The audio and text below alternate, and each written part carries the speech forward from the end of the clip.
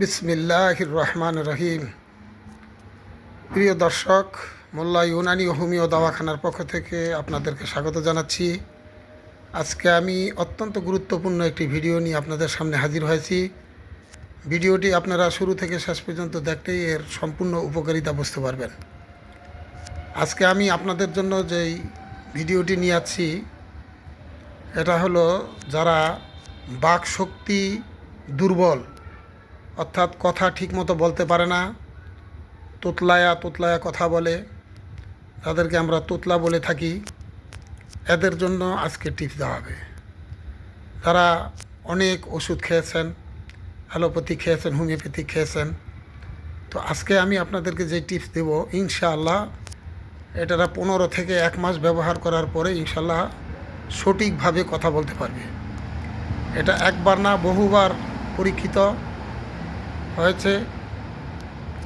এমনকি আমার ফ্যামিলিতেই একজন বাচ্চা এরকম ছিল, বর্তমানে সে জওয়ান এবং সুন্দর কথা বলে। তো কথা না বেশি না বাড়িয়ে আমি আপনাদেরকে সংক্ষেপে বলতে চাচ্ছি যে আপনারা স্ক্রিনে যে জিনিসটা দেখতেছেন, এটার নাম হচ্ছে আকর করা। এই হচ্ছে আকর করা, একটা গাছের গোড়া, এটাকে আকর করা বলে। এটা এমন একটা জিনিস, এটার থেকে সামান্য যদি আপনি ভেঙে চাবাইতে থাকেন তো কিছুক্ষণের মধ্যে দেখবেন আপনার জিহ্বা অবশের মতো হয়ে গেছে, অর্থাৎ জিহ্বায় কোনো কাজ করতেছে না, যেমন আপনার জিহ্বাটা অবশ হয়ে গেছে এরকম মনে হবে। ঠিক এইটারই চূর্ণ অর্থাৎ গুঁড়া এখানে না হয়েছে, এখনও গুঁড়া ছাঁকা হয় নাই, গুঁড়া করা হইতেছে সেই গুঁড়া। তো আপনারা এই দুইটা জিনিস দেখানোর উদ্দেশ্য হলো এই আকর করা থেকে এইরকম গুঁড়া হবে এবং এটাকে মিহিনভাবে সেঁকে নিতে হবে। যখন আপনার এই আকর করা সেকা হয়ে গেল এবং গুঁড়া হয়ে গেল, মিহিন হয়ে গেল, তখন আপনার একটা পাত্রের ভিতরে যেই পরিমাণ আকর করা হবে ঠিক এর দ্বিগুণ পরিমাণ, অর্থাৎ 100 গ্রাম যদি আকর করার গুঁড়া হয় তো 200 গ্রাম আপনি খাঁটি মধুতে এটাকে মিক্স করে নেবেন। তো আপনার ওষুধ হয়ে গেল। এখন খাওয়ার নিয়ম হচ্ছে, যারা কথা বলতে পারে না, তোতলায় কথা বলে বা কিছুক্ষণ আ আ আ এরকম বলে, এরপরে দুই একটা কথা বলে, আবার কেউ শেষের দিকে এরকম তোতলাইতে থাকে। তো যেরকমই হোক, অর্থাৎ তার এই বাকশক্তি সুন্দরভাবে ফিরে আসবে। তো খাওয়ার নিয়ম হচ্ছে, সকালে খালি পেটে চা চামচের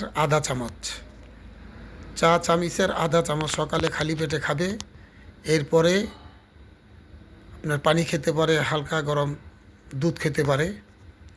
দুধ না খেলেও কোনো সমস্যা নাই, তবে পানি খেতে পারে, না খেলেও কোনো সমস্যা নাই।